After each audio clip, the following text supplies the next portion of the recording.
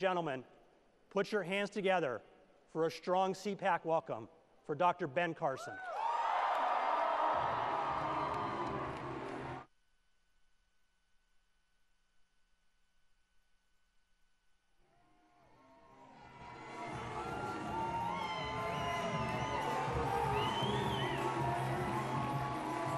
Thank you.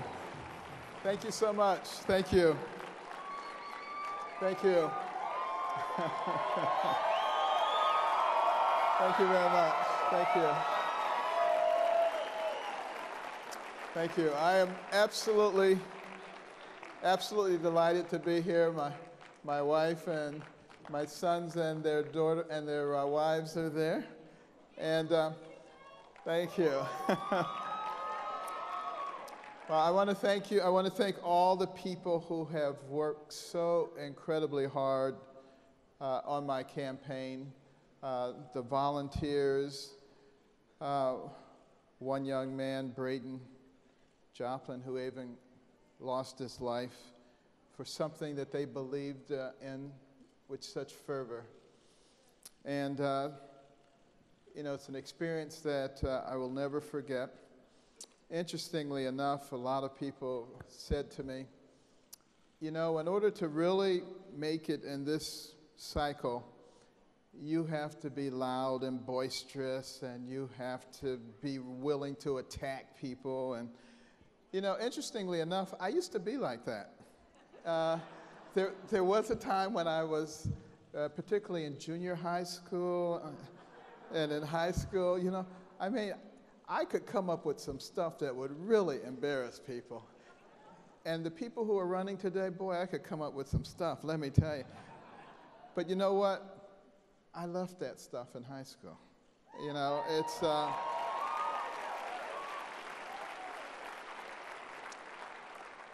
you know, the things that affect us now are so incredibly important.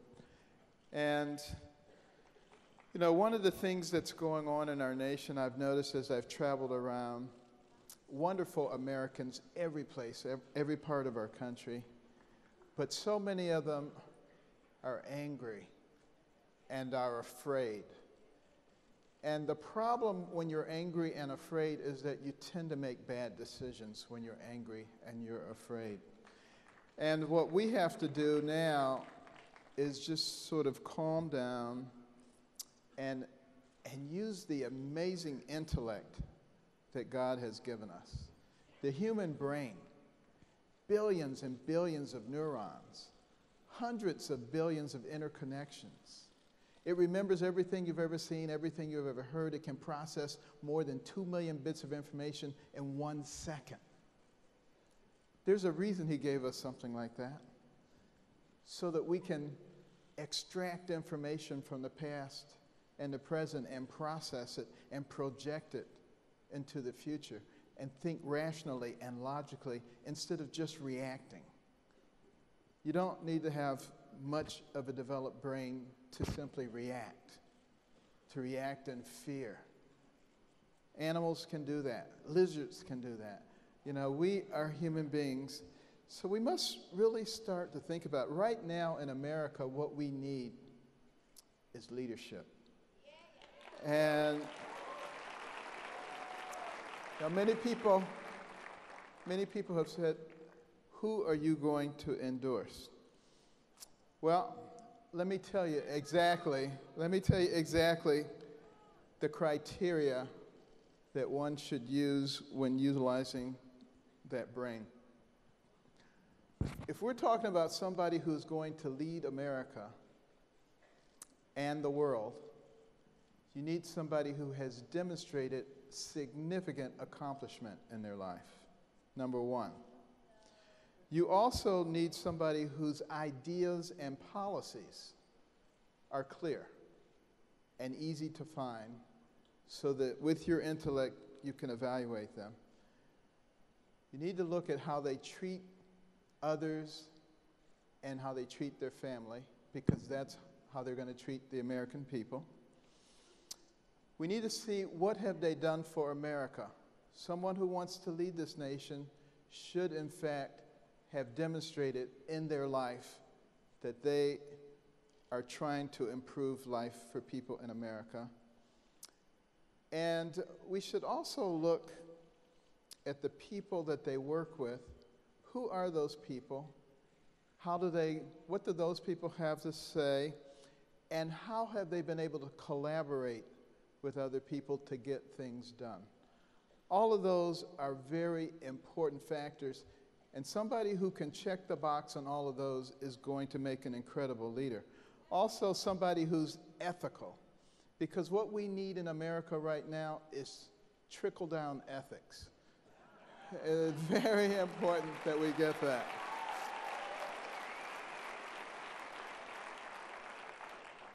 And conservatives should not be ashamed of capitalism. We've had those who've tried to make it sound like a bad word. It's not a bad word. It had produced the highest standard of living that anybody has ever known. But what we must do as conservatives is to make sure that we couple capitalism with compassion. And that will be a winning formula for us. Recognize that in this country, we have 330 million people. And it sounds like a lot of people, but compare that with China, 1.4 billion. India, 1.1 billion. It means we need to develop all of our people. We can't afford to have 20+% of our people not graduating from high school in the technological age. We cannot afford to have 5% of the world's population and 25% of the inmates. And we need to look at a government that has policies that destroys families rather than pulling families together, because you need that family unit in order to strengthen America.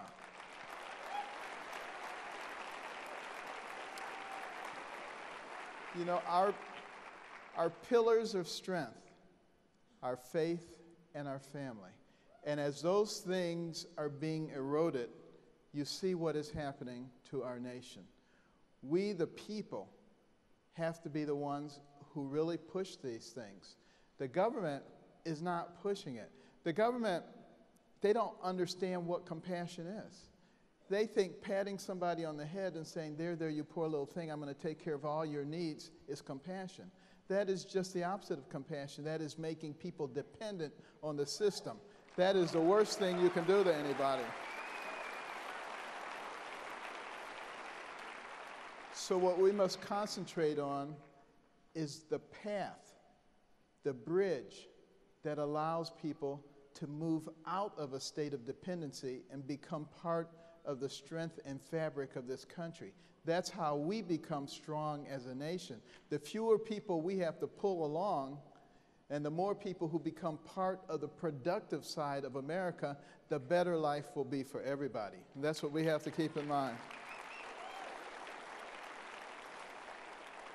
We also must recognize that we, the American people, are not each other's enemies. You know, it's, I think, a nefarious group of individuals who are making every attempt to divide us as Americans.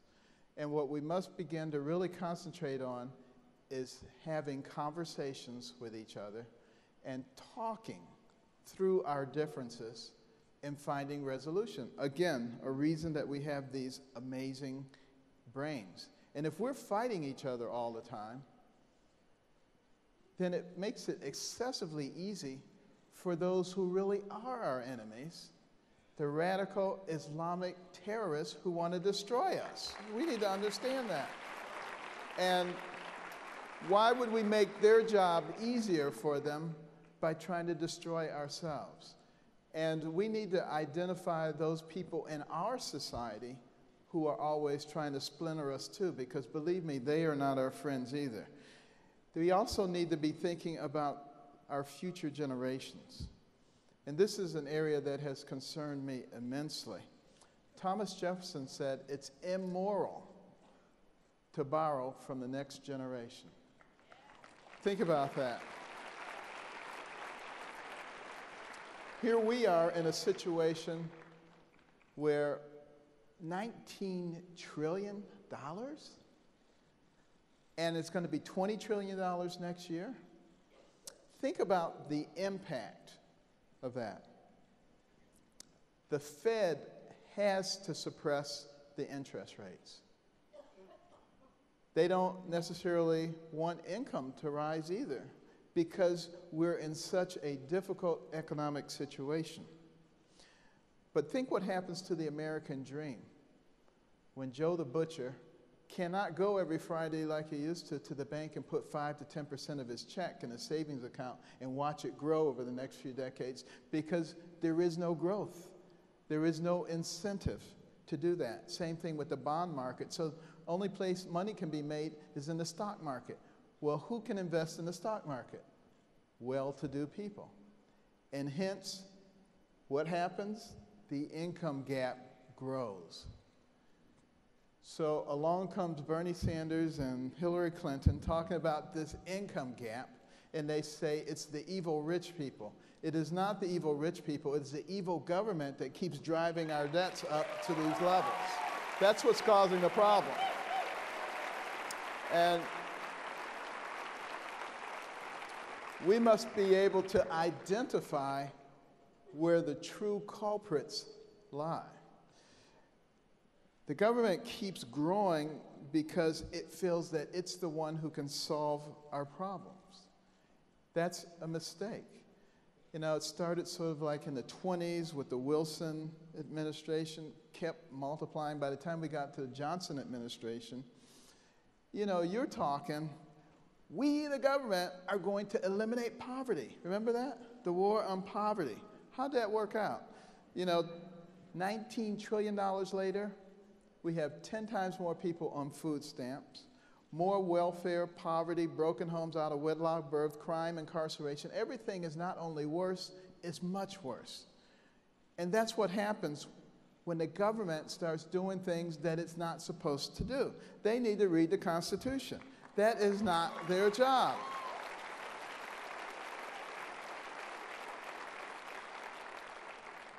Taking care of the indigent, that is our job. That is our job, we the people, not the government. And maybe the government did read it. Maybe they read the Constitution. They got confused when they read the preamble where it says one of their jobs is to promote the general welfare. They probably thought it meant to put everybody on general welfare. That's not what it means.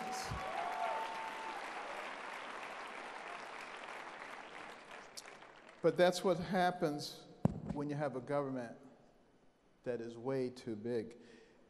And I'm hopeful that maybe some people, now that I am leaving the campaign trail, yeah, I know there's, I know there's a lot.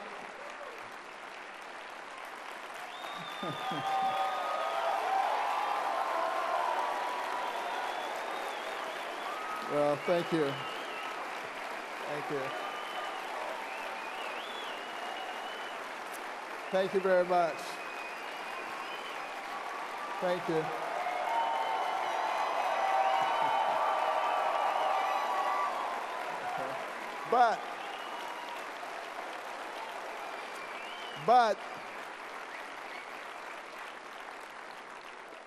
But even though I might be leaving the campaign, you know, there's a lot of people who love me. They just won't vote for me, but it's okay.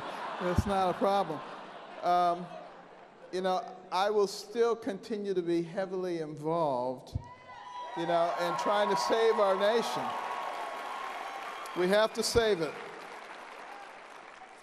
And I'll be involved in a lot of different things, including My Faith Votes, which is an organization that is going to try to help the faith community to recognize how important their vote is. Because in 2012, 25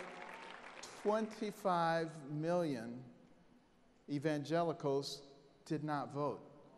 The margin of difference was only 5 million. So it gives you some idea how important that is, but we have to get these people registered, and we have to get them to understand that they have to play a role. Because a lot of people in the faith community, they say, God's got it under control, so I just don't really need to do anything.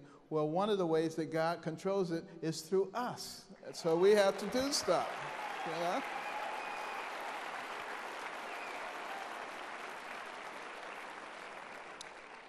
And, you know, just brings me to the whole topic of our faith as a nation. You know, we're in the process of allowing the secular progressives to drive faith out of our country. And you look at, you know, one of their heroes, Saul Alinsky, who was also a hero of Hillary Clinton. And he was a community organizer like Barack Obama.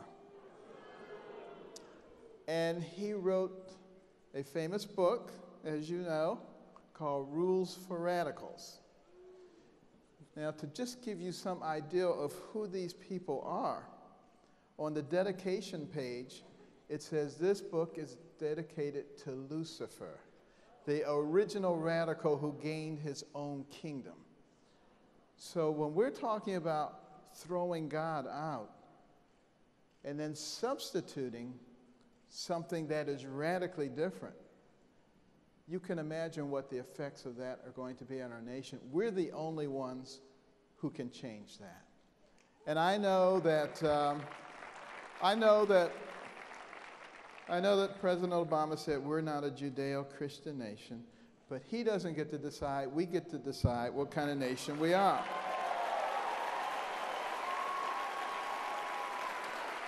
And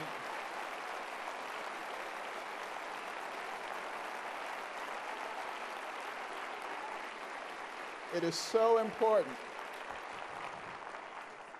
It is so important that the people with common sense, that includes, you know, conservative people, it includes even some Democrats. There are some. But it includes the people who understand that right now, this is a most important election because we are deciding, do we want to allow the government to dictate our rights?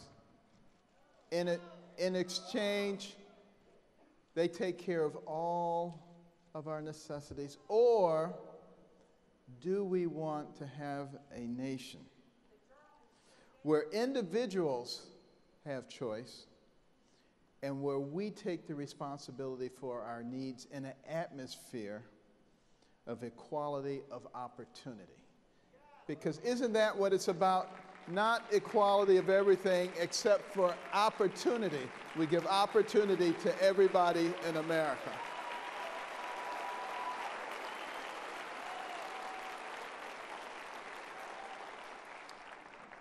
And the bottom line is, we the people, we are the ones who will be making the decisions. But in order to do that, we must become active.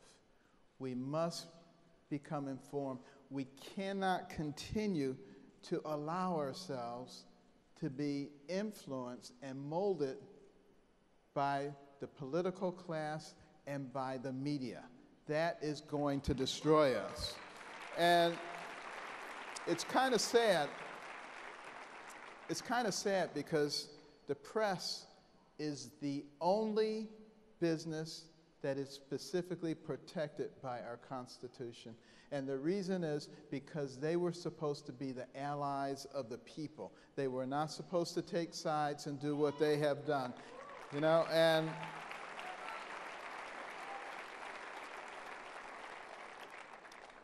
I use this as an opportunity to appeal to the press, and particularly to the younger members of the press, not to allow yourselves to be captured by those who are attempting to impose an agenda upon America. Remember that you too are a part of us. And if the whole country goes over the cliff, you're going over with it. So join us and being fair to everybody and open once again in America.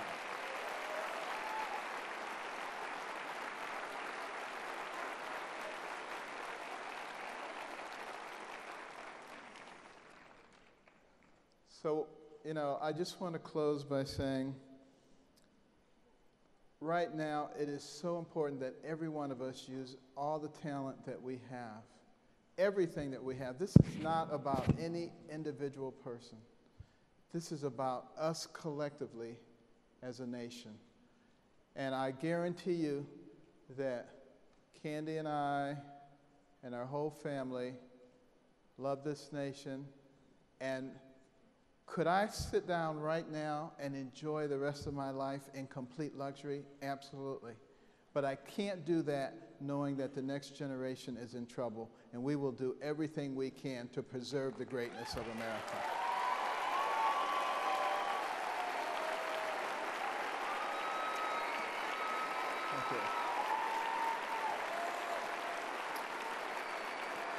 Thank you. Thank you. And now, please welcome Fox News contributor Mercedes Schlapp for the Q&A.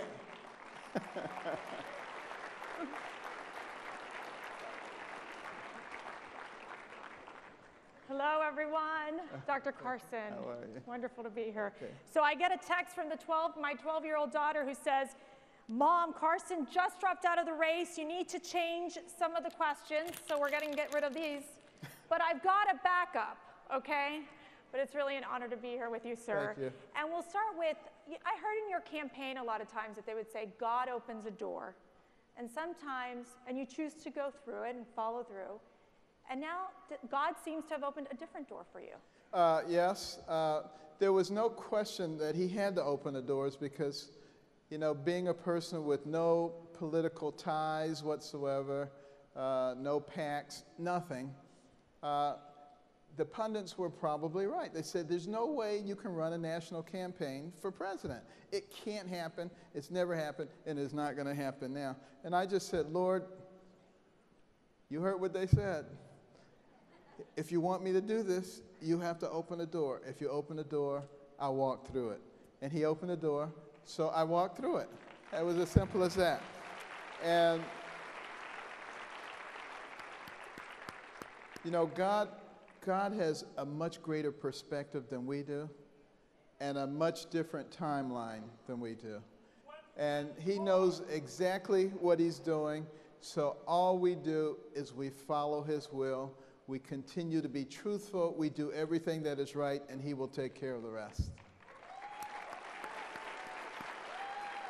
So, Dr. Carson, you've spent so much energy and time on the campaign trail. How do you see when that moment where you and Candy and the kids decided we need to suspend this campaign? Well, you know, I have always kind of thought that people at some point would just say, you know, enough of this foolishness. We're going to look at these policies and we're going to see what works. We haven't gotten there quite yet, but we're gradually moving in that direction. So, but you know, I did the math. I looked at the delegate counts. I looked at the states. I looked at the requirements, and I realized that it simply wasn't going to happen. And if that's the case, then I didn't want to interfere with the process. So,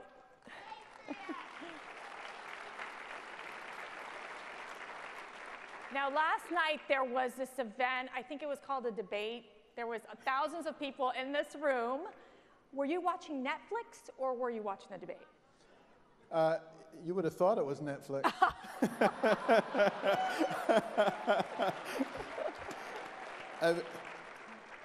I mean, it's kind of funny, but it's very sad that we've reached that point. You know, the last debate before, when I went out into the spin room, the most common question I got from the international press was, "Aren't you embarrassed?"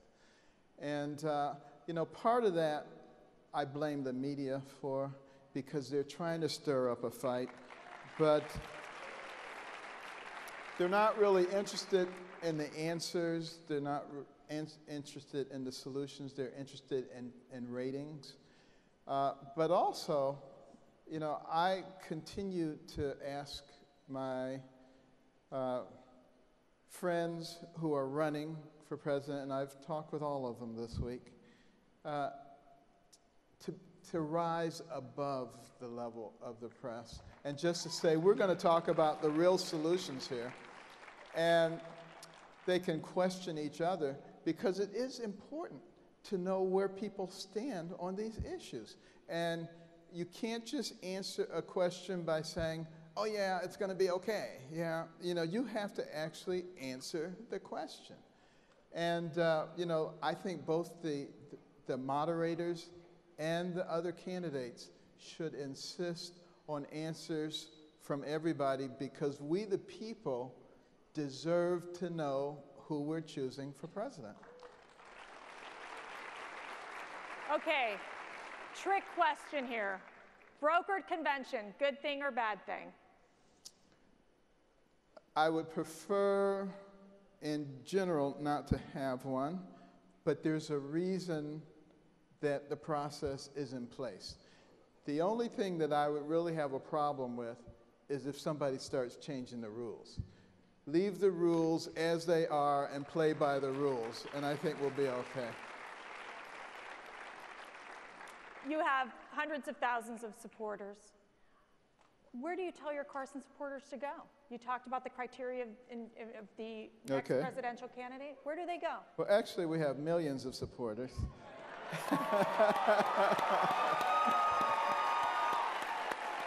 And it has been rather astonishing hearing from them and seeing how enthusiastic they are. And, you know, they're still saying, whatever you want to do, we're going to support you. And, but I have heard a lot of troubling things, like people saying, if you're not going to be on the ticket, I'm not going to vote. That's not a good thing, because what we have to recognize is that when you don't vote, you are voting. But you're voting for the other side. And we can't afford that, because if we get in there, you know, someone like Hillary Clinton, who loves Saul Alinsky and who loves Margaret Sanger, she's going to get 2 to 4 Supreme Court picks. Now that's going to, I think, ruin the future for our children, our grandchildren, all of our progeny. I think that's just as bad as taking a knife and stabbing them with it. Think about that. So let's not do that.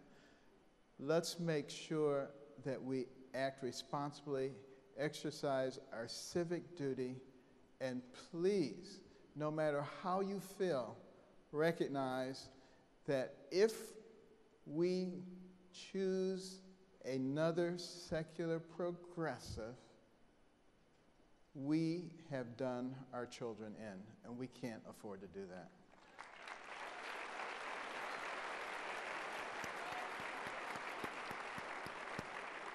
Dr. Carson, what issue do you think the presidential candidates are not addressing on the Republican side? I think the thing that they're not addressing is the fiscal gap.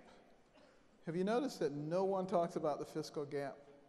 No Washington politician will talk about the fiscal gap. But I'm not a politician, so I can talk about it. Because, you know, what it is the unfunded liabilities, Medicare, Medicaid, Social Security, all the governmental programs going forward, versus the money that we have coming back in through taxes and other revenue sources. And other revenue sources should be a huge amount of money, because this country owns over $150 trillion in assets. Now, you give $150 trillion in assets to a well-run business, and we would not have a national debt. We would wipe that out easily just from the return on that each year. And, you know, I obviously became very familiar with the corporate world, spending 18 years on the board of Kellogg, and 16 years on the board of Costco, and seeing how to actually run something efficiently. If our government was a business, it would be out of business in a week. I mean, that's how bad it is. But at any rate, the amount of money that we have coming back and the amount that we owe should be about equal if we were fiscally responsible. If we're not, a gap forms. Bring that forward to today's dollars. That's called a fiscal gap, and it sits at over $200 trillion. So if somebody miraculously came along and said, United States of America, for your birthday, I'm paying off your national debt, and wrote us a check for $19 trillion, many people would be dancing in the streets. We wouldn't even be close to being out of trouble. That is what no one will tell you. And we need to know that kind of information so that when people come along and say, free college for everybody, we know how to react to that. That's just going to drive us off the fiscal cliff much faster than we were going off before. Okay, so one word that describes Bet Carson.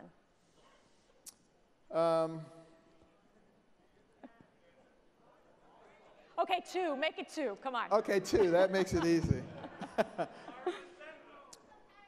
I would say... They're answering for you.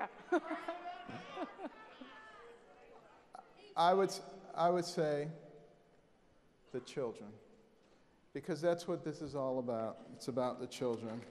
It's about their future. And, you know, my whole career was about giving children a second chance. And, you know, it's been so wonderful on the campaign trail because I operated on 15,000 people. I get to see them all over the place.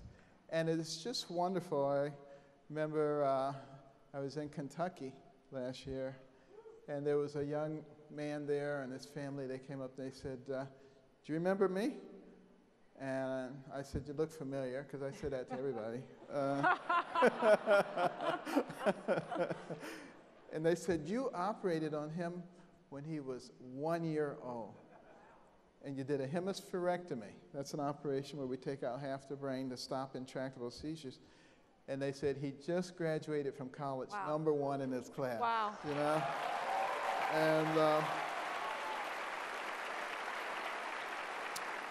And then there was a beautiful, statuesque young woman who came up to my wife, and she said, are you the wife of Dr. Ben Carson? And she said, yes. She said, he operated on me when I was still in my mother's womb. And now she's grown up, a beautiful young lady who's self-supporting. So anybody who tells me that something inside of the uterus is just a useless bunch of cells has no idea what they're talking about.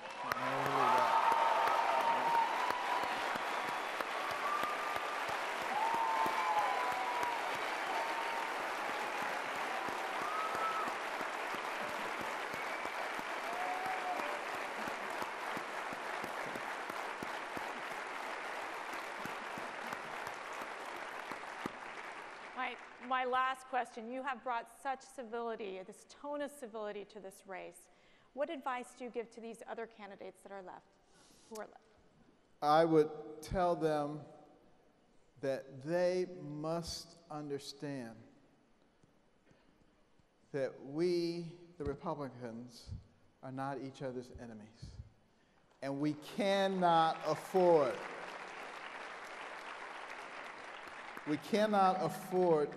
to give the Democrats all of this ammunition.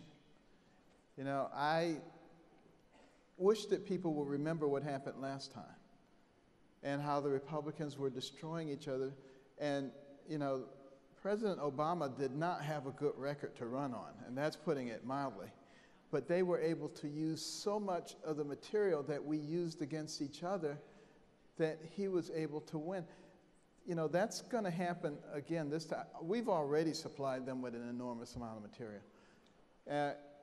Could we just stop and the way to ferret this thing out is not by calling each other names, but really by challenging each other's positions and having them explain why they believe what they do. That will sort out all the things that need to be sorted out without us injuring the brand. The Republican brand is really, I think, grossly mischaracterized.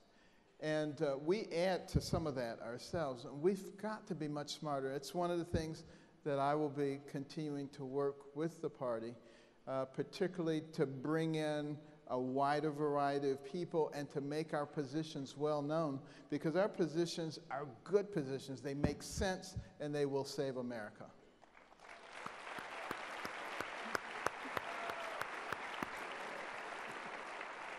Well, Ben Carson, you're a man of grace, of faith, who loves our country, who loves your family, and we can't thank you enough for being here with the CPAC family.